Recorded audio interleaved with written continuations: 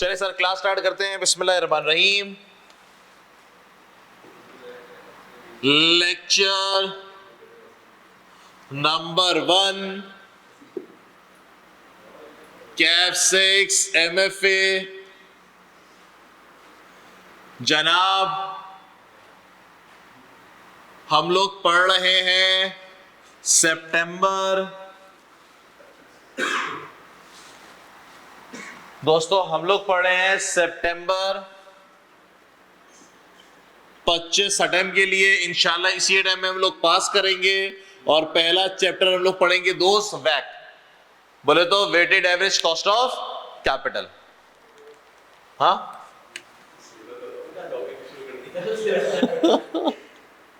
चले भाई, सबसे पहले जरा सिलेबस डिस्कस करते हैं, पेपर का पैटर्न डिस्कस करते हैं कि जनाब एग्जाम में आएगा कैसे, क्या क्या चीजें होती हैं इसके अंदर, वो सारी चीजें हम डिस्कस करते हैं। ठीक हो गया भाई। चले बॉस, पहला इस सिलेबस को इन्होंने 3 कैटेगरी के अंदर स्प्लिट किया है। इस सिलेबस को 3 कैटेगरी के अंदर दोस्तों स्प्लिट किया गया है। पहली कैटेगरी का नाम दिया गया है managerial analysis.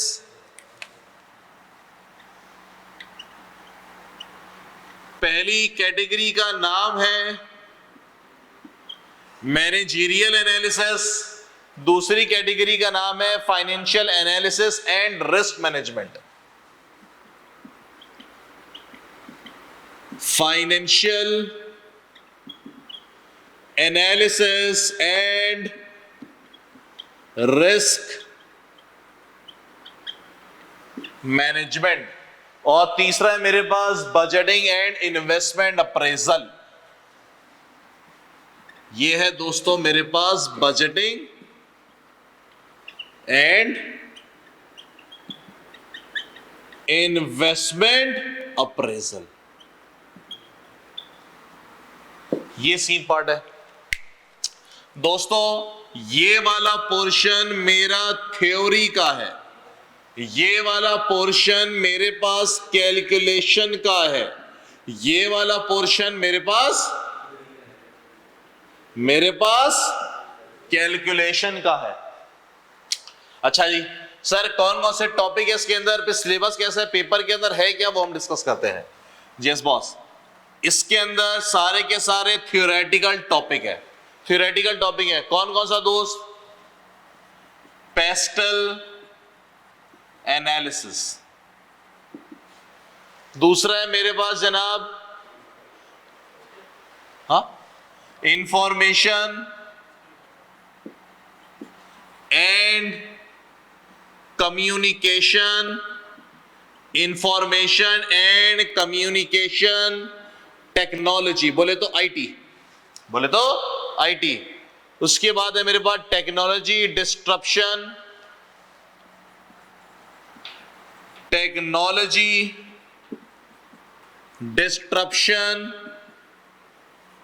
And business environment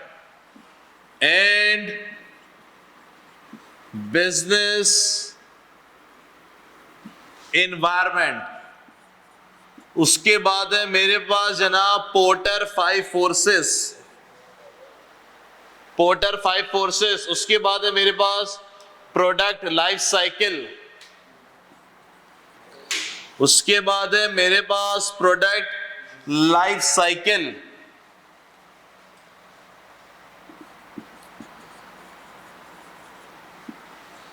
छठा, सातवां और आठवां। उसके बाद है जनाब मेरे पास strategic group and market strategy.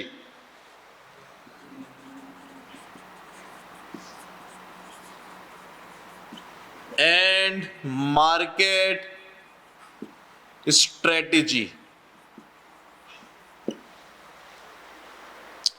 उसके बाद है Boston Consulting Group, Boston Consulting Group BCG। उसके बाद है मेरे पास स्वॉट एनालिसिस,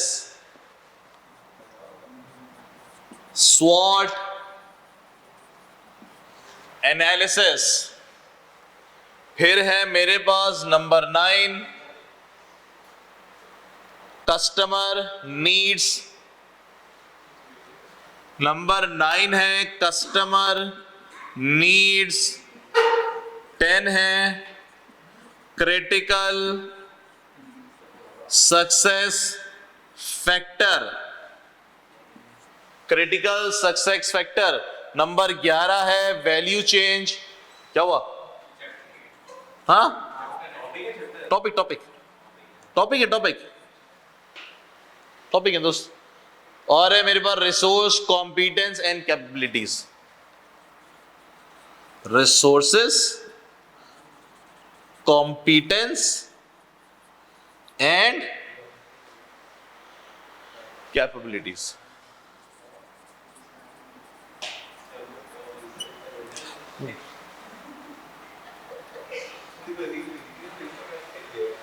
हाँ, उसके बाद है जनाब यहां पे मेरे पास weighted average cost of capital, sources of finance, risk management,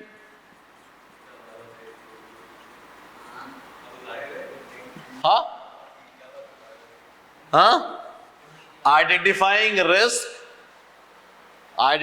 and risk assessment, identifying and risk assessment. इधर आ जाए दोस्तों, इधर क्या हमारे पास इन्वेस्टमेंट अप्रेजल। इधर दोस्तों मेरे पास बजटिंग। Number 3 working capital. तो जनाब ये आप लोगों का सिलेबस है। एग्जाम मार्क्स के हिसाब से यहां पे पेपर जो आएगा वो 30 से 40 मार्क्स का आएगा। यहां पे 25 से 30 मार्क्स का। और दोस्तों ये जो थ्योरेटिकल है ये 30 से 40 मार्क्स का। सब आसान है, सब आसान है, सब आसान है। पेपर पैटर्न मेरे दोस्त, मजे की बात इस पेपर के अंदर एमसीक्यूज भी है। पास हो जाता है, ये पास कराएंगे। ये आपका रीडिंग टाइम वाला टाइम मजे से खत्म। पेपर खुला, खत्म, 10 मिनट नंबर आ गए। बाकी मेरे पास दोस्त कैलकुलेशन एंड थ्योरी। एक और चीज जनाब, जो पेपर है आपका 40% आएगा थ्योरी से और 60% आएगा कैलकुलेशन से। ये वाला पोर्शन आपका थ्योरेटिकल है, ये वाला पोर्शन आपका कैलकुलेशन है, दोनों। मेरे दोस्तों कॉस्टिंग याद है थोड़ी सी? कॉस्टिंग में क्या होता था? मिसिंग इंफॉर्मेशन, डाटा गायब है, ढूंढो, कैलकुलेट करो, ये कॉस्टिंग है।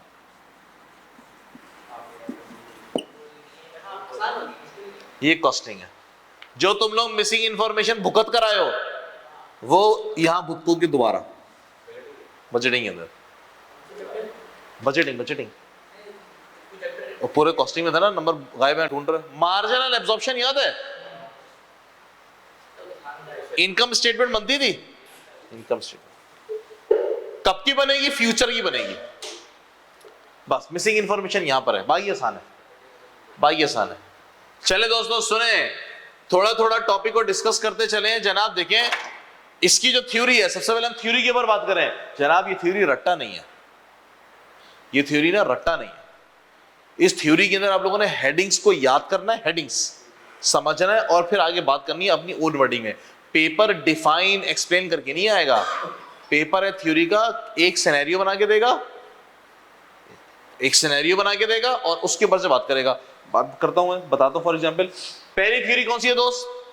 Pastel analysis. फॉर एग्जांपल इस थ्योरी के अंदर क्या केस देगा तुम्हें?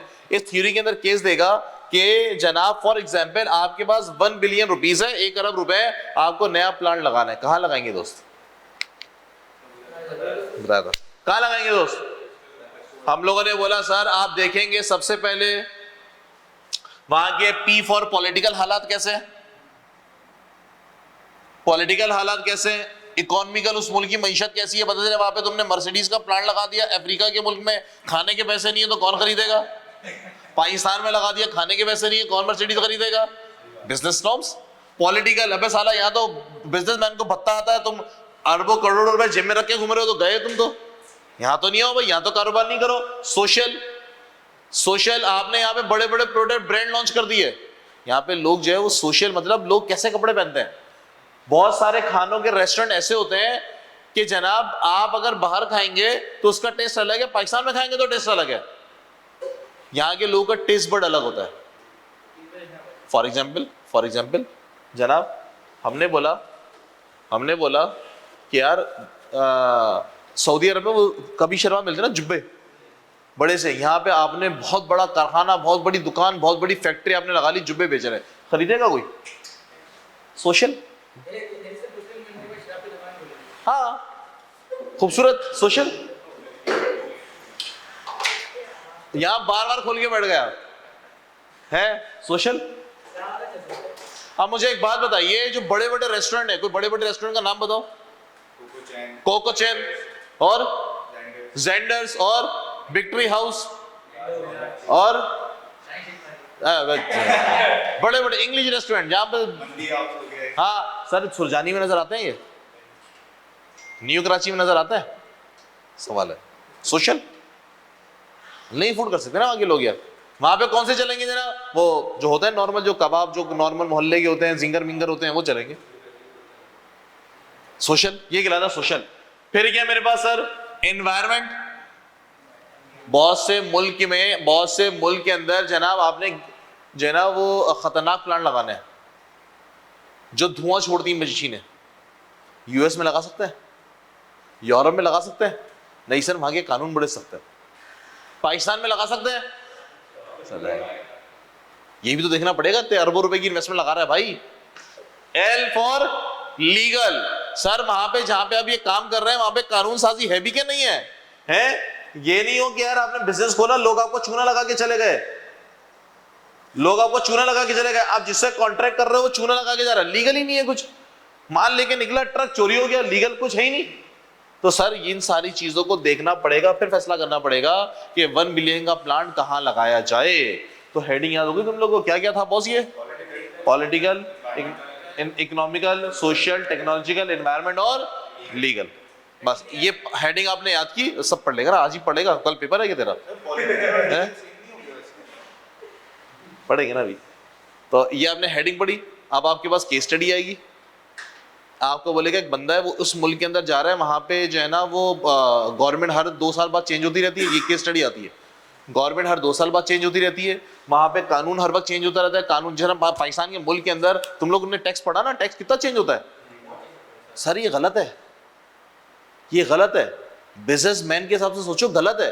बिजनेसमैन बोलेगा मैं आऊंगा 1 साल के लिए कारोबार थोड़ी ना करूंगा, मैं आऊंगा तो 10, 20, 25 साल के लिए कारोबार करूंगा। तो हम साले आज बोलते हो 25% टैक्स लेंगे, कल बोलोगे हम 30% लेंगे।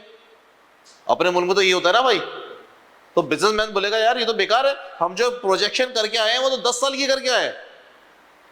तुमने बोला अभी जो है वो हम टैक्स लेंगे 15%, कल तुम मुंह उठा लेते हो, बोलते हो 29%। ये हमारी हिस्ट्री रही है और आज तक होता है। तो बिजनेसमैन तो नहीं आएगा ना, बिजनेसमैन तो नाराज होता है इस चीज से यार। ये चीज देखी जाएगी ना भाई। कंसिस्टेंसी रखो, अगर 30 बोलो तो 30 रखो भाई। अभी देखो कंपनी का टैक्स रेट कितना है? कंपनी का 29%। नहीं तुम लोगों ने कंपनी तो नहीं पढ़ा होगा ना अभी। कंपनी है तुम लोग इसमें? कंपनी लॉ नहीं, कंपनी का टैक्स 29 है, कई सालों से 29 है। शुक्र इन्होंने एक चीज तो कांस्टेंट की है, उससे पहले चेंज होती रहती थी। तो यही गलत है यार, एक्सेप्ट यूके में ऐसा नहीं होता, यूएस में ऐसा नहीं है। ये भी देखो ना, बिजनेस हब है भाई, लोग बिजनेस करते हैं, वहां पैसा लगाते हैं। इंडिया में ऐसा नहीं है। डायलॉग के बाद आ गया sir, information and communication technology. दोस्त इतने बड़े बड़े सॉफ्टवेयर हाउस लेके बैठे हुए हैं, यहां बैठ के अब यूएस के लिए काम कर रहे हैं। साला इंटरनेट ही नहीं चलता हमारा, तो अभी तो फिर भी ठीक हो गया, ये पिछले 6 महीने तो पागलपन नहीं कर दिया था। मेन व्हाट्सएप ही नहीं चलता था, डाटा ही नहीं चल रहा, फेसबुक नहीं चल रहा, हर 2 दिन में टोपियां करा। वो कौन सी वॉल लग रही थी, वो फायरवॉल लगा रहे थे, ऐसी की तैसी कर दी थी इंटरनेट की। तो मुझे बताओ, क्या कोई आईटी कंपनी आएगी? गूगल बोले मैं अपना हेड ऑफिस खोलता हूं, भाई कहां से खोलेगा हेड ऑफिस? यहाँ पे साला बेसिक इंटरनेट नहीं है। इंडिया, दुबई उधर जाएगा ना यार। तो भाई ये दुनिया का अब सारा खेल किसका हो गया sir? Information and communication technology, IT का हो गया। आईटी नहीं है तो सर आप काम नहीं कर सकते, कम्युनिकेशन ही नहीं कर सकते। आपको पता है कि पाकिस्तान के अंदर, आपको पता है पाकिस्तान के अंदर जो आपकी जो एक्सपोर्ट है, पाकिस्तान के अंदर सारा खेल अब आईटी की एक्सपोर्ट का रह गया। आईटी की एक्सपोर्ट कैसे होती है? मैं यहाँ पे बैठा हूँ और मैं यहाँ से बैठ के यूएस के लिए काम कर रहा हूँ, सही जी, मैं यूएस के लिए काम कर रहा हूँ क्योंकि सर्विसेज है, सर्विस तो टेंशन ही नहीं है। आपको कंप्यूटर चाहिए, इंटरनेट चाहिए, आप क्लाइंट से कॉल चल रही है, बार बार इंटरनेट डिस्कनेक्ट हो रहा है, आवाज़ नहीं आ रही, आवाज़ नहीं आ रही यार, लाइन डिस्कनेक्ट हो गया, कैसे काम होगा यार, कैसे काम हो गया? कितने फ्रीलांसर ने यहाँ से शिफ्ट हो गए, कितनी सॉफ्टवेयर हाउस कंपनी यहाँ से दुबई शुबई शिफ्ट हो गई है, क्यों सर? इंटरनेट का सीन पार्टी नहीं है। तो टेक्नोलॉजी बॉस, टेक्नोलॉजी सीखनी पड़ेगी। पोर्टर 5 फोर्सेस, ये की चीज ना तकरीबन, पोर्टर 5 फोर्सेस सर। बिजनेस के अंदर 5 फोर्सेस ऐसी हैं जिस पे आपने बड़ा कंट्रोल रखना है। 5 फोर्सेस ऐसी हैं जिसके अंदर आपने बड़ा कंट्रोल रखना है। एक, आपका bargaining power of the customer. कुछ कंपनीज ऐसी होती हैं जो टोटली कस्टमर के ऊपर डिपेंडेंट होती हैं, उनके कस्टमर ही चंद होते हैं, उनके कस्टमर ही चंद होते हैं। फॉर एग्जाम्पल अगर हम बात करें, इंटेल के कस्टमर कितने? इंटेल लैपटॉप की जो आईसी वाईसी बनाती है, कितने प्रोसेसर बनाती है, कस्टमर कितने? 5-6। डेल, एचपी, लिनोवो, यही है ना यार, और तो नहीं है कोई। यानी कि वो इतने अच्छी बहुत बड़ी कंपनी है, कस्टमर डिपेंडेंट है, कस्टमर डिपेंडेंट है। एक bargaining power of the supplier. कुछ कंपनीज ऐसी होती हैं जो सप्लायर के कंट्रोल के अंदर होती हैं, वो माल देगा तो फिर हम काम करेंगे, वरना हम काम नहीं कर सकते। सेम ये डेल वाले, एचपी वाले जनाब, ये डिपेंडेंट है इंटेल पे। इंटेल से फड्डा हो जाएगा क्या करेंगे? हुआवे कितना बड़ा नाम था यार मोबाइल फोन के अंदर, कहां गया हुआवे? कहां गया? मोबाइल फोन तो नहीं ला रहा ना, नहीं वैसे भी नहीं ला रहा। क्यों? उसका फड्डा हो गया था किसके साथ? एंड्रॉइड के साथ। हिस्ट्री याद हो, बार्गेनिंग पावर ऑफ सप्लायर। उसने बोला चल भाई तुझे नहीं दे रहा मैं एंड्रॉइड, कहां गया? खत्म। अपना बनाया, मार्केट में लाया वो, लेकिन नहीं चल पाया ना यार, नहीं चल पाया। बार्गेनिंग पावर ऑफ सप्लायर, ये चीज देखेंगे किसके अंदर? पोर्टर 5 फोर्सेस के अंदर। पोर्टर 5 फोर्सेस के अंदर आप बिजनेस को एनालाइज करेंगे, आप बिजनेस को एनालाइज करेंगे 5 के अंदर कि इसका कस्टमर डोमिनेटेड तो नहीं है, सप्लायर डोमिनेटेड तो नहीं है। क्यों नए बंदे इस मार्केट के अंदर आ सकते? नहीं आ सकते? नए बंदे अगर इस मार्केट के अंदर आ सकते हैं इजीली, तो सर ये मार्केट बड़ी अजीबो गरीब है। सीए की टीचिंग में एनालाइज करो, सप्लायर में कोई मसला है? नहीं, ऑल ओके, कोई सप्लायर की चीज ही नहीं है। कस्टमर, स्टूडेंट बहुत सारे, जिसको चाहे लेक्चर भेजो। तीसरा, नए प्लेयर बिजनेस के अंदर आ सकते हैं, जिसका दिल चाहेगा आ जाएगा। रिकॉर्डेड लेक्चर है, रिकॉर्ड कराओ, बेचो, तुम भी कर लो, तुम भी कर लो, तुम भी कर लो, कितने कर लो भाई। क्या कॉस्टिंग नहीं पढ़ा? कॉस्टिंग तुम लोग इंशाल्लाह पास हो जाए। कॉस्टिंग आइए नहीं करा सकते, करा सकते हो। ये सारी चीजें देखी जाती हैं। डरो कोई बात। इसी तरीके से प्रोडक्ट लाइफ साइकिल। दोस्त प्रोडक्ट लाइफ साइकिल का मतलब क्या है? यस, प्रोडक्ट लाइफ साइकिल दोस्त, एक प्रोडक्ट है, उसकी अपनी जिंदगी है, उसके अंदर उसको कमा लेना है आपने। एक प्रोडक्ट है, उसकी अपनी जिंदगी है। जिंदगी वो नहीं फिक्स एसेट हमने खरीदा 5 साल के लिए, 5 साल, वो जिंदगी नहीं, उस प्रोडक्ट की अपनी जिंदगी। फॉर एग्जाम्पल मूवीज हम लोग देखते हैं, कैसे देखते हैं दोस्त? मूवीज कैसे देखते हैं? Netflix, agree. उससे पहले दौर में आ जाओ, नेटफ्लिक्स हो गई या शेयरिंग मेरी हो गई, उससे पहले वाले दौर में आ जाओ, किससे देते थे? डीवीडी। उससे पहले दौर में आ जाओ, वीसीडी होती थी, वीसीडी। उससे पहले आ जाओ, वीसीआर। हाँ वीसीआर, हमारा बचपन था वीसीआर, शाहरुख खान की फिल्में देखते थे। सही, छोटे थे तो। हाँ, राम जाने उस जमाने में आती थी यार शाहरुख खान की ना। हाँ चला भाई, अच्छा उस जमाने में वीसीआर, ठीक है सर। गाने सुनते हो? गलत है, हराम हराम हराम। चलो म्यूजिक सुनते हो? हराम। अच्छा क्या, कैसी एग्जाम्पल है यार? हाँ हाँ, अच्छा सुनो, कुछ लोग बेचारे जो म्यूजिक सुनते हैं, नहीं सुनना चाहिए, गलत है, हराम है। अभी किस तरह से सुनते हैं गाने? यूएसबी में। हाँ यूट्यूब पे, अब तो दुनिया यूट्यूब पे सुन रही है। स्पॉटिफाई, ओ यूट्यूब और स्पॉटिफाई, थोड़ा पीछे चले जाओ, कैसे सुनते थे? यूएसबी लेके वो हर जगह गाने वाने फुल यूएसबी में होते थे, यूएसबी चलाते थे, सही है। और पीछे दौर में आ जाओ, हाँ डाउनलोड करते थे वो अपनी एसपी और पता नहीं क्या किया, हाँ एग्री। और पीछे दौर में आ जाओ, हाँ रेडियो, कैसेट भी आती थी चौड़ी करके, वैन में यार हम लोग स्कूल में आते थे, वैन में उसकी बात होती थी डरने के बाद। जनाब ये जो कैसेट बनाने वाली कंपनी है, ये बीसीडी बनाने वाली कंपनीज हैं जनाब, कितनी बड़ी बड़ी कंपनीज थी, सोनी, पैनासोनिक, बड़ी बड़ी कंपनी। आज इन कंपनियों का वजूद है या नहीं है? सोनी पैनासोनिक अभी भी है, सैमसंग अभी भी है, लेकिन क्या वीसीआर बना रही है? वीसीआर दुनिया से खत्म। जब वीसीआर मार्केट में नया नया आया था तो बेहतरीन चल रहा था, खूब लोग खरीदते थे, खूब लोग खरीदते थे, 80s 90s का दौर, खूब लोग खरीदते थे, खूब कंपनी कमाती थी। लेकिन क्या वो प्रोडक्ट है मार्केट के अंदर? नहीं, इस प्रोडक्ट की लाइफ खत्म। कोई भी प्रोडक्ट मार्केट के अंदर आता है तो दोस्त पहले उसको इंट्रोड्यूस कराते हैं, उसके बाद वो खूब बिकता है, वो कमाने वाला दौर होता है। उसके बाद फिर उसकी जगह कोई नया ले लेता है। वीसीआर की जगह किसने ले ली? डीवीडी ने। डीवीडी की जगह किसने ले ली? यूएसबी ने। यूएसबी की जगह किसने ले ली? टीवी देखता है कोई, टीवी की जगह किसने ले ली है दोस्त? यूट्यूब ने। बोलता है अबे कौन ऐड वैड के साथ पूरे घंटे का ड्रामा देखेगा भाई, 20 मिनट का ड्रामा यूट्यूब पे देख ले, कहानी खत्म। ऐसे ही ना भाई, यूट्यूब को टीवी कहां देता है? टीवी का दौर खत्म हो गया, खत्म हो गया। तो दोस्त ये मेरे पास कहता है प्रोडक्ट, हर प्रोडक्ट की लाइफ है। जनाब मुझे एक बात बताइए, जितने भी टेक्नोलॉजिकल गुड्स हैं, जितने भी टेक्नोलॉजिकल प्रोडक्ट हैं, उन सबकी लाइफ बहुत शॉर्ट है। अभी आईफोन कौन सा आया? 16 मार्केट में आया, लोगों ने खूब खरीदा, सेल इसके ठकाठक। 4 6 5 महीने के बाद सेल इसकी डिक्लाइन। क्यों? मार्केट में कोई नई चीज आ चुकी होगी जो उसको टेक ओवर कर चुकी होगी।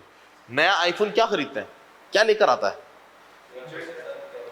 कैमरा और अच्छा लेकर आ जाता है, स्पेस और अच्छा लेकर आ जाता है, जीबी शीबी होते हैं ना, क्या होता है वो और अच्छे लेकर आ जाता है। और क्या होता है? बस हाँ ऐसे ही है। तो जनाब हर प्रोडक्ट की एक लाइफ है। इसी तरीके से मेरे पास मार्केट स्ट्रेटजी है, बॉस्टन कंसल्टिंग ग्रुप। दोस्त कुछ प्रोडक्ट आपके ऐसे होते हैं, यस कुछ प्रोडक्ट ऐसे होते हैं जो आपके पैसा उगलने वाले होते हैं। कुछ एक कंपनी उठाओ, एक कंपनी के कुछ प्रोडक्ट ऐसे हैं सर जो सोना उगलते हैं, मतलब धपाधप उसकी सेल होती है, स्टार है भाई वो प्रोडक्ट आपका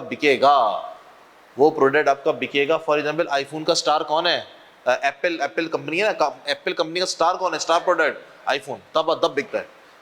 बनाएंगे सर, बिकेगा, लाइन लगा के लोग खरीदते हैं। ऐसा ये कैटेगरी हो गई। दूसरी कैटेगरी कौन सी हो गई दोस्त? एक प्रोडक्ट ऐसा होता है सर जिसको समझ में नहीं आता क्यों चला रहे हो, उसको बंद कर यार, बंद कर भाई, क्यों चला रहे हो, मैं तो समझ में नहीं आ रहा। आईफोन, हाँ डॉग, आईफोन के उसमें क्या होता है सर, एप्पल वालों ने शायद अब डिसकंटिन्यू कर दिया, पहले इनका म्यूजिक प्लेयर आता था, आईपॉड अब शायद नहीं बना रहे, डिसकंटिन्यू कर दिया उन्होंने। आईपॉड बेकार, गाने सुनने के लिए लोग रिकॉर्ड करो गाने सुनो, आईपॉड नहीं चला, बेकार। तीसरा सर सबका प्रोडक्ट बिक रहा है, साला अपना नहीं बिक रहा, क्वेश्चन मार्क, सबका प्रोडक्ट बिक रहा है। लैपटॉप किसके बिकते हैं सर सबसे ज्यादा? Del, HP, Lenovo. मैकबुक बिकता है, मैकबुक एप्पल वालों का सर इनके मुकाबले में चलता है? एचपी के मुकाबले में है ना? तो सबके बिक रहे हैं, साला अपना क्यों नहीं बिक रहा? मतलब टोटल सेल अगर 100% है तो मैकबुक में 10% होगा। सबके बिक रहे, आपका क्यों नहीं बिक रहा? कोई तो मसला है ना भाई, यही तो सवालिया निशान है, यही तो प्रॉब्लम है। ये कौन बताएगा हमें? BCG matrix. यार सबके प्रोडक्ट बिक रहे हैं तो भाई तुम्हारा क्यों नहीं बिक रहा यार? कुछ मसले मसाइल है ना, उसको कवर करो ना भाई। कोई मसला है, कोई फॉल्ट है, कोई मार्केटिंग नहीं है, उसको कवर करो ना भाई।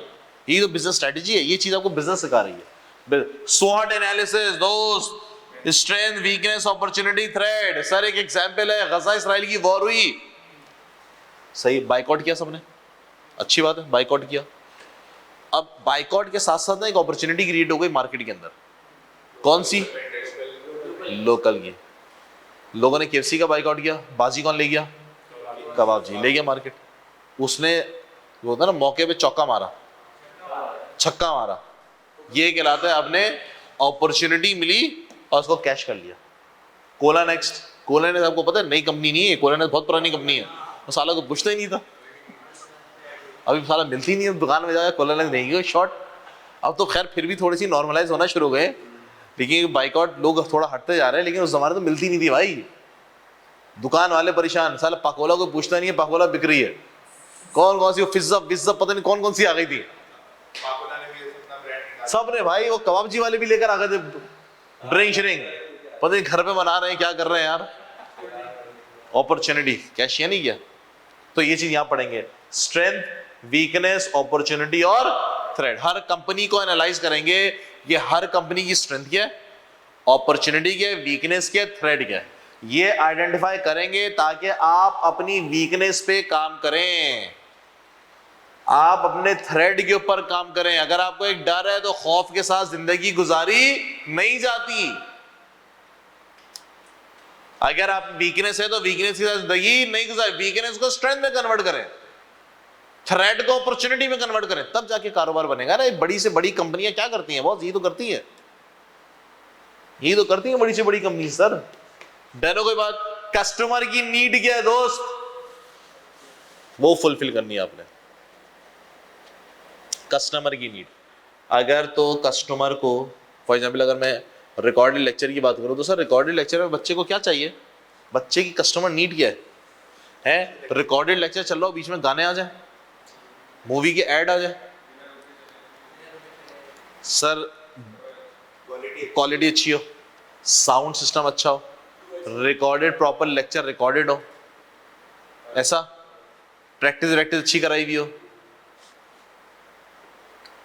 आपको जो है वो 24/7 जो है वो क्वेश्चन करने की फैसिलिटी। अगर आप रिकॉर्डेड चले गए हो तो एक बच्चा रात को 3 बजे देखे, 4 बजे देखे, उसको सवाल है, क्या करे दोस्त? सवाल है, क्या करे भाई? कुछ नहीं, व्हाट्सएप करके छोड़ देते, सुबह रिप्लाई करते हैं।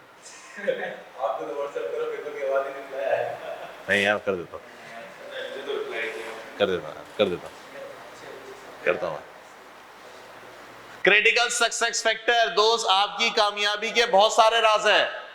क्रिटिकल सक्सेस फैक्टर आपकी कामयाबी के बहुत सारे राज हैं, लेकिन कुछ ऐसे कामयाबी के राज हैं जो आपको दूसरों से अलग करते हैं। आपकी कामयाबी के बहुत सारे राज हैं, लेकिन कुछ क्रिटिकल हैं जो आपको दूसरों से अलग करते हैं। ये आपको आइडेंटिफाई करना होता है, फिर उस पर मजीद काम किया जाता है। बात समझ में आई दोस्त? फॉर एग्जाम्पल अगर मैं अपने लेक्चर बेच रहा हूं, सही है, अच्छे है, लेकिन इसमें सबसे अच्छी चीज क्या है, उस पर काम करें, उस पर काम करें। वैल्यू चेन है, रिसोर्स कॉम्पिटेंस कैपेबिलिटी है। तो सर ये हमारे पास सारा थ्योरेटिकल एस्पेक्ट है, ये सारा का सारा थ्योरी के अंदर कवर होगा, और ये जो 40 मार्क्स की थ्योरी है वो इसमें से आएगी। रट्टा शट्टा कुछ नहीं है, आपने उसको अच्छे तरीके से समझना है। हेडिंग्स इसकी डेफिनेटली याद होनी चाहिए, स्वॉट का मतलब पता होना चाहिए, एस का मतलब जो है वो साउथ वेस्ट नहीं है, सही है, ये पता होना चाहिए, ये आपको पता होना चाहिए। प्रोडक्ट लाइफ साइकिल के अंदर जो 5 लाइफ है साइकिल है वो पता होने चाहिए, ये रट्टा होगा आपका। पेस्टल के अंदर इसकी एब्रीविएशन पता होनी चाहिए, पाकिस्तान और इंग्लैंड और ये सब नहीं है, हाँ ये सब नहीं है, हाँ ये सब नहीं है बॉस। व्हाट आर 5 फोर्सेस के अंदर कौन सी 5 फोर्सेस हैं, वो आइंस्टाइन वाली फोर्सेस मत लिख देना, सर ये हेडिंग पता होनी चाहिए। हाँ ग्रेविटी ये सारी, हाँ ये सारी हेडिंग्स आपको पता होनी चाहिए। एग्जाम में आपका केस स्टडीज आएंगे।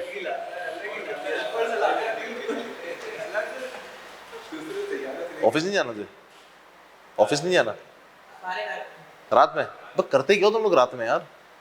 काम क्या तुम्हारा? समझ में आ गया? समझ में आया? यूएस टैक्स पूरा? अबे तो अपना अलग कर, काम कर, पैसा कमा, बेवकूफ है। अपना अलग कर भाई। आ गया फाइल बिल करना आ गया?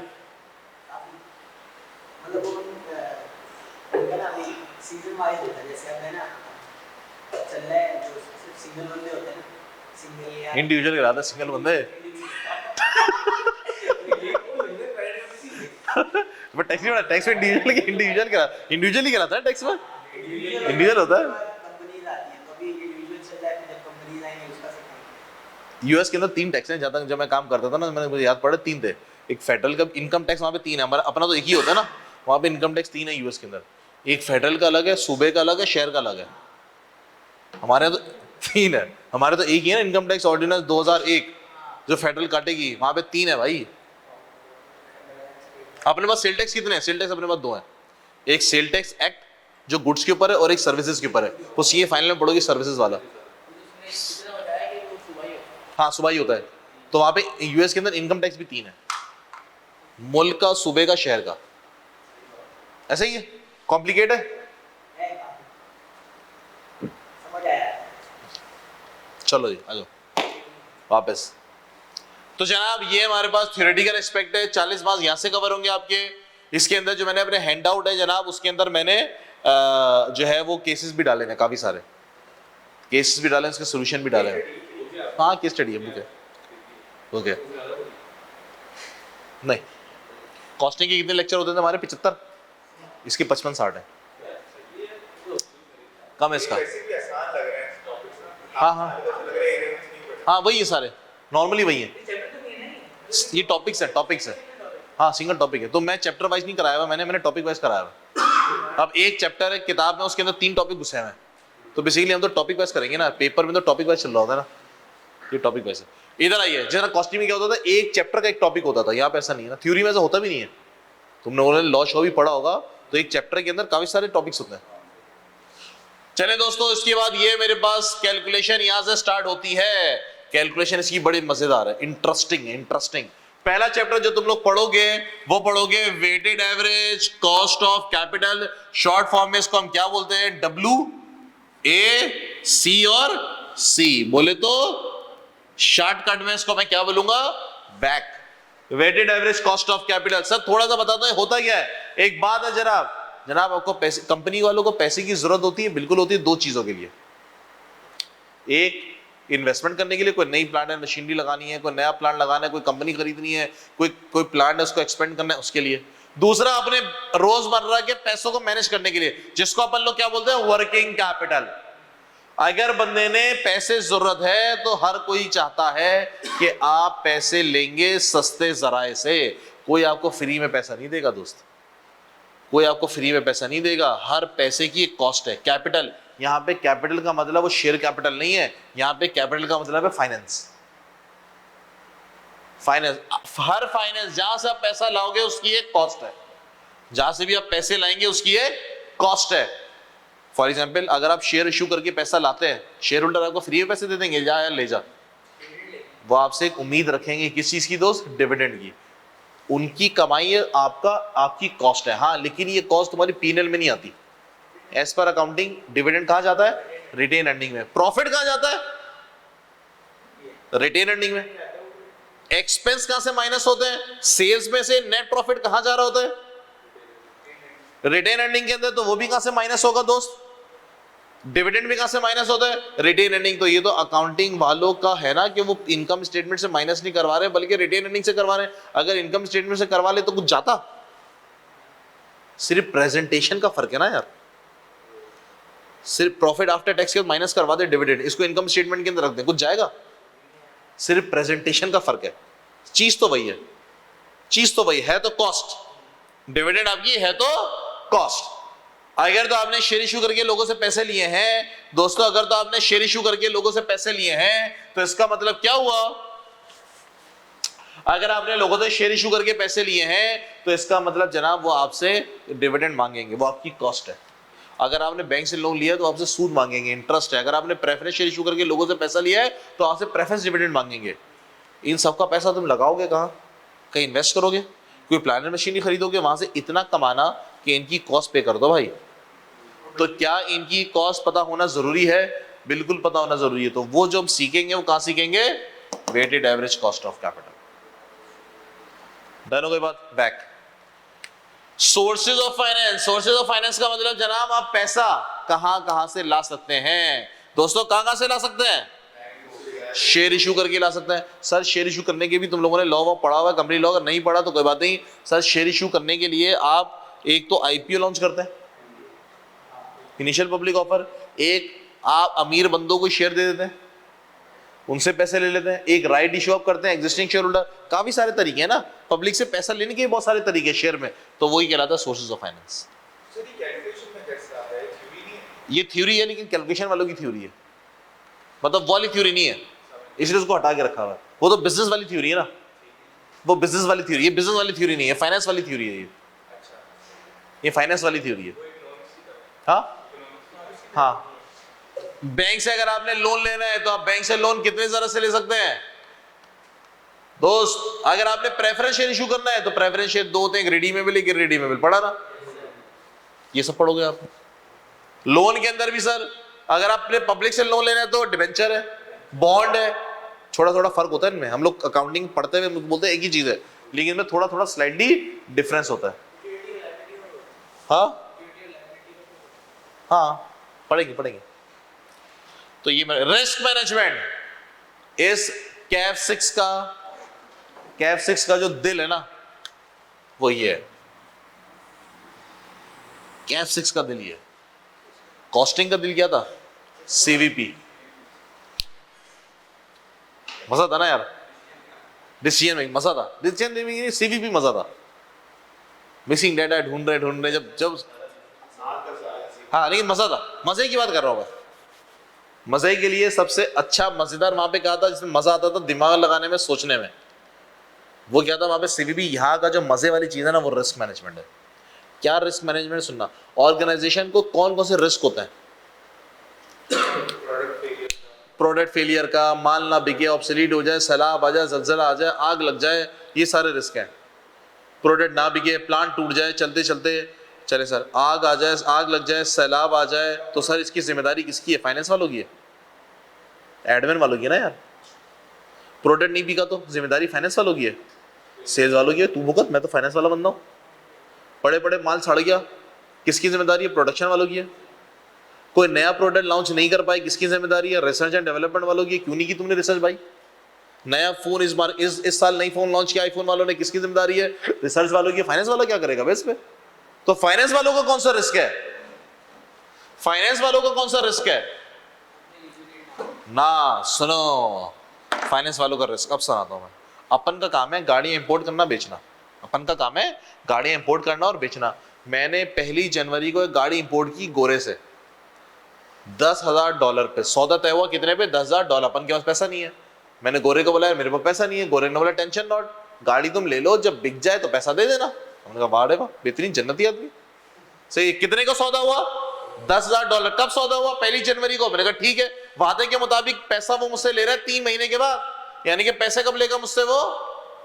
31 मार्च को। 1 जनवरी को गाड़ी चली और समझो 10-15 जनवरी को गाड़ी पाकिस्तान के अंदर आ गई। कितने की थी दोस्त? $10,000। $1 कितने का था? 280 का। तो पाकिस्तान में पाकिस्तानी रुपए में वो कितने की पड़ गई? 28 लाख रुपए की। कितने की पड़ गई? 28 लाख रुपए की गाड़ी पड़ गई। जनाब मैं बेचने के लिए जा रहा हूँ, लोग आ रहे हैं खरीदने के लिए, मैं उनको बोल रहा हूँ यार ये $10,000 की है, मैं $11,000 की बेचूंगा। लोग बोलेंगे पागल है, पाकिस्तान में काम कर रहा है भाई तू, पीकेआर बता। पाकिस्तान में काम करेंगे तो पीकेआर में काम होगा ना यार। तो पीकेआर में बता। मैंने कहा अच्छा 28 लाख की मुझे पड़ी है, डॉलर था 280 का, 10,000 28 लाख की पड़ी है, मैं आपको ये दे देता हूँ 30 लाख रुपए की, 2 लाख का प्रॉफिट। डन, सौदा हो गया, पकड़ कैश। वो मुझको डॉलर देगा, पीकेआर देगा? पीकेआर देगा। 30 लाख रुपए मैंने जेब में डाले, कितना प्रॉफिट आ गया? 2 लाख। पार्टी है दोस्त, खाया पिया मौज मस्ती की मैंने। सही है। 31 मार्च आई, गोरे का फोन आया। गोरे ने बोला यार वो पैसे तो दो। हमने बोला हाँ यार बिल्कुल मेहरबानी, आपने उधार पे काम किया और हम आपको अभी पैसे भेजते हैं। आप गए दुकान जहां पे डॉलर मिलते हैं, उस दुकान को हम क्या बोलते हैं? Money exchanger. हमने उसको बोला ला भाई $10,000 दे, आपके जहन में क्या पड़ा हुआ था कि कितने का होगा? 28 रुपए, 280 के हिसाब से 28 लाख रुपए। उसने बोला भाई किस दुनिया में बैठे हो, डॉलर 350 का हो गया। डॉलर कितने का हो गया? 350 का। कितना पैसे दो? 35 लाख रुपए दो।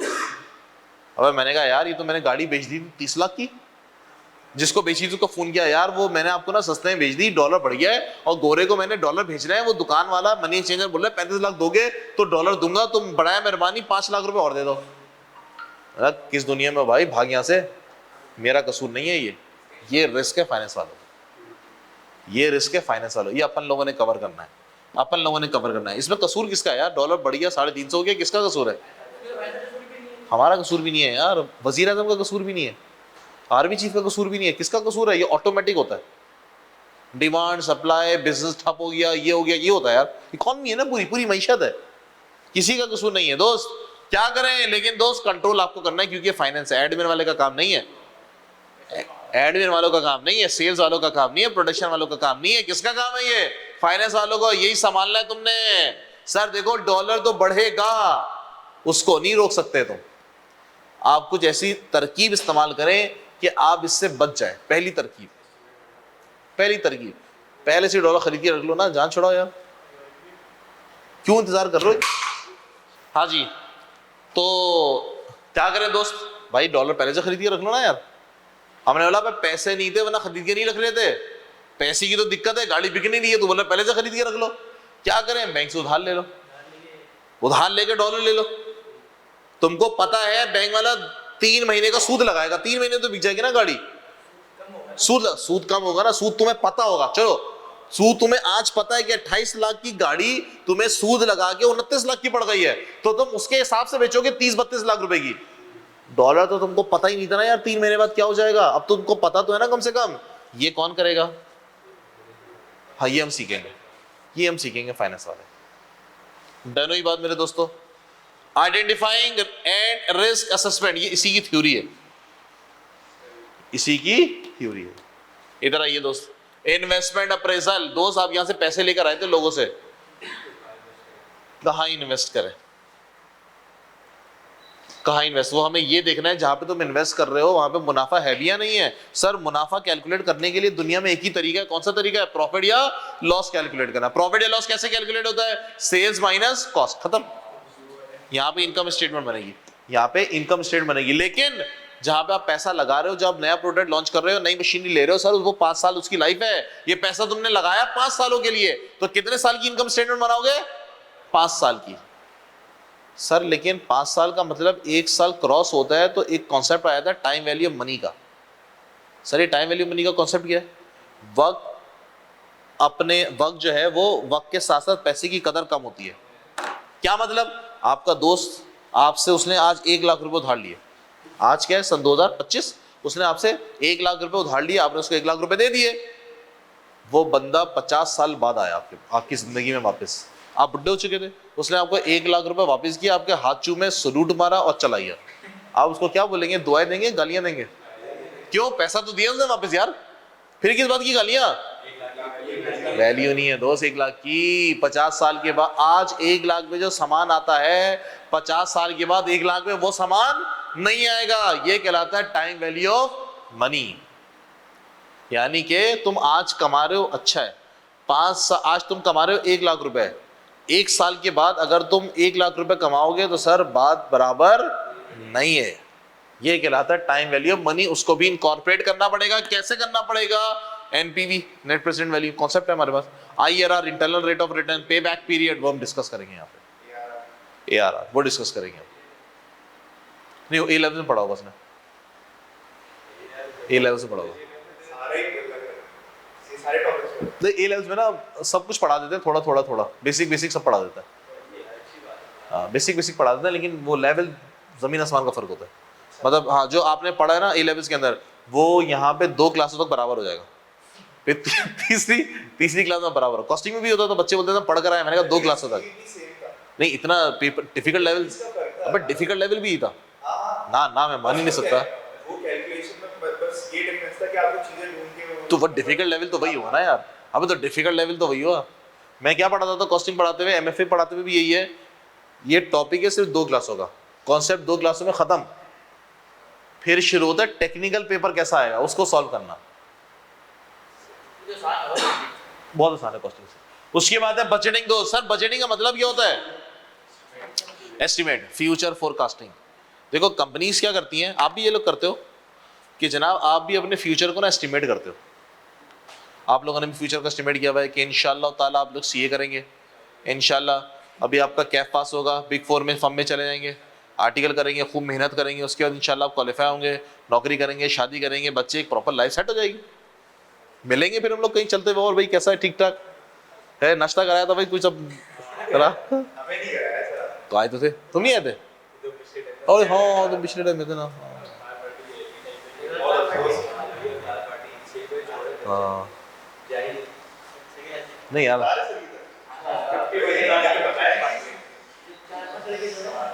नहीं अफ्तार घर पे, हाँ सेरी का प्लान कर सकते हैं। अब नहीं होता यार, रमजान में नहीं होता। हाँ हाँ मैं पूरा रमजान सोता हूँ, ऑफिस आके सोता हूँ, अफ्तारी करता हूँ, फिर सोता हूँ मैं, सेरी करता हूँ, फिर सोता हूँ मैं, फिर ऑफिस से आता हूँ, फिर सोता हूँ मैं। हाँ क्या पता नहीं, मजा आता है यार सुनने में। रमजान में ऐसा लगता है पता नहीं क्या हो गया है ना, इस रमजान हो रहा है ये, वरना नहीं होता था इतना। बुढ़े हो गए शायद, एज वेज हो गई है। चले भाई, तो दोस्तों बजटिंग के अंदर आप फ्यूचर की कैलकुलेशन करेंगे। इस साल का इनकम स्टेटमेंट तो तुम लोग को बनाना आता है। फाइनेंशियल अकाउंटिंग के अंदर तुम लोगों ने इस साल की इनकम स्टेटमेंट बनाना सीख लिए। इनकम स्टेटमेंट, बैलेंस शीट, बोले तो स्टेटमेंट ऑफ फाइनेंशियल पोजीशन, बोले तो स्टेटमेंट ऑफ कॉम्प्रिहेंसिव इनकम, वो तुम लोग को बनाना आता है। इस साल क्या होता है, ट्रायल बैलेंस देगा, नीचे 8-10 एडजस्टमेंट दे देगा, बना लोगे। यहाँ पे इनकम स्टेटमेंट, बैलेंस शीट बनानी है अगले साल की, अगले साल की वो इंफॉर्मेशन देगा टुकड़ों में, ट्रायल बैलेंस बना के नहीं देगा, ये ठोकर कर लिया ना जी ना, वो आपको देगा टुकड़ों के अंदर कि अगले साल हम 50,000 यूनिट बेचेंगे और 1 यूनिट बेचेंगे 15 रुपए का, 6 लाख, ये सेल टाप दोगे। फिर मटेरियल के बारे में जैसी अंग्रेजी बोल देगा, लेबर के बारे में कैसी अंग्रेजी बोल देगा, ओवरहेड के बारे में ऐसी बोल दोगे, हाँ वही चीज है। और वही साथ साथ मिसिंग इंफॉर्मेशन, आधा डेटा पता है, आधा डेटा नहीं पता, आधा डेटा ढूंढो निकालो, हो जाएगा। कॉस्टिंग है, मैंने बोला ना कॉस्टिंग है। तीसरा है मेरे पास दोस्तों working capital. Sir working capital क्या चीज है? सुने, आपने एक दुकान खोली, चलो छोड़ो, हाँ आपके पास 5 लाख रुपए, कितने पैसे दोस्त भाई, वर्किंग कैपिटल सिखा देता हूँ, 5 लाख रुपए आपके पास, आपने बोला चलो दुकान खोलते हैं। कौन सी दुकान खोलेंगे सर? मेडिकल स्टोर खोलेंगे। 5 लाख रुपए की इन्वेस्टमेंट आपके पास, गए आप गए, सबसे पहले आपने दुकान देखी, आपने बोला अच्छा भाई, दुकान का आपने एडवांस पे कर दिया, लाख रुपए चले गए, कितने बचे? 4 लाख। दुकान को आपने रेनोवेट करवाया, उस पर कलर शलर करवाया, लाख रुपए उसमें चले गए, कितने पैसे बचे? 3 लाख। आपने उसका फर्नीचर बनाया, शीशा बनवाया, 2 लाख रुपए चले गए, कितने पैसे बचे? 1 लाख। 1 लाख रुपए का आपने एसी लगवा दिया, कितने पैसे बचे? 0। दुकान तैयार, मस्त, खोल के बैठे। अरे ना मस्त है यार, लोग आ रहे बोले वाह यार क्या दुकान बनाई आपने, जबरदस्त, बेहतरीन यार, सही। एक बंदा आया जो अकलमंद था, उसने बोला भाई दुकान तो बड़ी अच्छी है लेकिन बेच क्या रहे हो, ये तो बता दो, बेच क्या रहे? सवाल बोला बात तो बिल्कुल ठीक है, मैं सुबह से बैठा हुआ था, को पता ही नहीं चल रहा था, कुछ रेवेन्यू नहीं आया, बेच क्या रहे? इसका मतलब दोस्त आपने यहाँ पे इन्वेंट्री नहीं डाली, आप चले गए जनाब, सुने आप चले गए दो, अच्छा आप जिंदगी को आसान रखने के लिए हमने बोला हम सिर्फ पैनाडोल बेचेंगे। क्या बेचेंगे? सिर्फ पैनाडोल बेचेंगे। फॉर एग्जाम्पल जिंदगी को आसान रखने के लिए हमने बोला हम सिर्फ पैनाडोल बेचेंगे, ठीक है सर एक दिन में कितने पैनाडोल बिकेगी? फॉर एग्जाम्पल एक दिन में 10 डब्बे बिकेंगे। कितने डब्बे बिकेंगे? 10 डब्बे बिकेंगे। तो एक महीने में कितने हुए? 10 डब्बे मल्टीप्लाई बाय 30, कितने? 300 डब्बे। आप गए जाके होलसेल मार्केट से 300 डब्बे उठा के लिया है, पैसा आपने दे दिया, लाए होगे 5 लाख के अलावा भी कहीं से लाए होगे, बीवी का जेवर वेवर बेच के कहीं से लाए होगे। अच्छा जी, तो 300 डब्बे आप लेकर आ गए, दुकान में आपने 300 डब्बे सजा लिया, आपने बोला भैया महीने 1 जनवरी को, 1 फरवरी को, 1 मार्च को मैं जोड़िया बाजार होलसेल मार्केट जाऊंगा, पूरी सामान लेकर आ जाऊंगा, फिर पूरे महीने मुझे जाने की जरूरत नहीं है। कितने डब्बे लेकर आ गए? 300 डब्बे। एक डब्बा फॉर एग्जाम्पल 1000 रुपए का था, कितने पैसे फंसा दिए? 3 लाख रुपए। कितने पैसे फंस गए? 3 लाख रुपए। आप बैठे में रोजाना पहले दिन कितने डब्बे बिके? 10। पैसा है, जिम में डाले। दूसरे दिन कितने डब्बे बिके? फिर 10, फिर 10, फिर 10, फिर 10। दुकान खाली कब हो जाएगी? 30 तारीख को। अगली 1 फरवरी को जाओगे, फिर माल लेकर आ जाओगे। क्या कारोबार ठीक हो रहा है?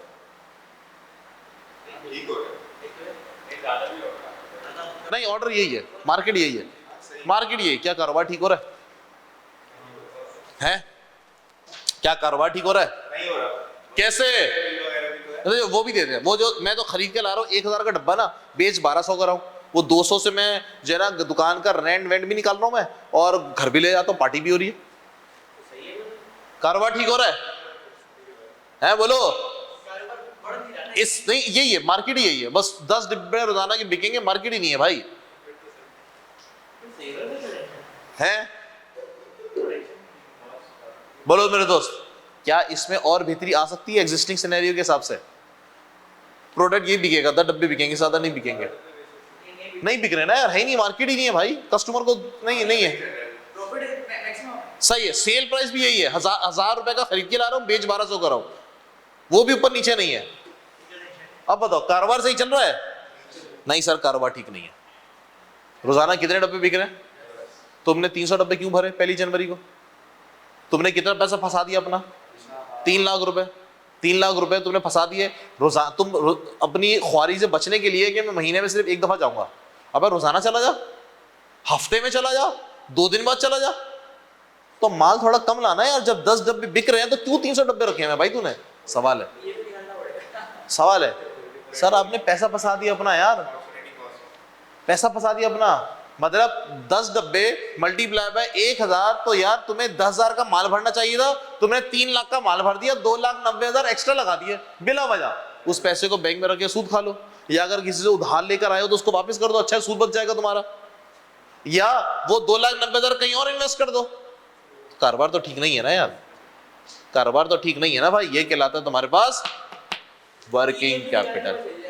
हाँ वही सीखेंगे, बहुत बहुत सारी चीजें यूके के अलावा भी है, वही सारी चीजें। तो दोस्त ये तुम्हारे पास कहलाता है वर्किंग कैपिटल। दिख सही रहा है लेकिन सही है नहीं, और बेहतर हो सकता है। कस्टमर को तुम उधार में माल बेच रहे हो, मतलब तुमने कर दिया, तुम ना रोजाना 10 डब्बे लेकर आते हो, चलो कैश पे काम नहीं कर रहे हो, उधार पे काम कर रहे हो। कस्टमर तो पैसे नहीं दे रहा, दुकान खाली। भाई पैसे देगा तो नया माल लेकर आऊंगा ना मैं। भाई दुकान पैसे देगा तो माल लेकर आऊंगा ना, दुकान खाली, बंदा पैसे नहीं दे रहा। इसका मतलब दोस्त आप काम तो सही कर रहे हैं लेकिन काम को मैनेज नहीं कर रहे। काम तो सही कर रहे हैं लेकिन काम को आप मैनेज नहीं कर रहे। तो इसको हम कहते हैं नॉर्मली वर्किंग कैपिटल मैनेजमेंट। क्या वर्किंग कैपिटल को मैनेज भी करें। क्या आप सबको बातें समझ में आई? सब टॉपिक समझ में आए? इस टॉपिक में हमने पढ़ना क्या? पक्का क्लैरिटी आ गई? तो चलें सर, आज की क्लास को हम इधर रखेंगे, फिर इंशाल्लाह आपसे नेक्स्ट क्लास में मुलाकात होगी।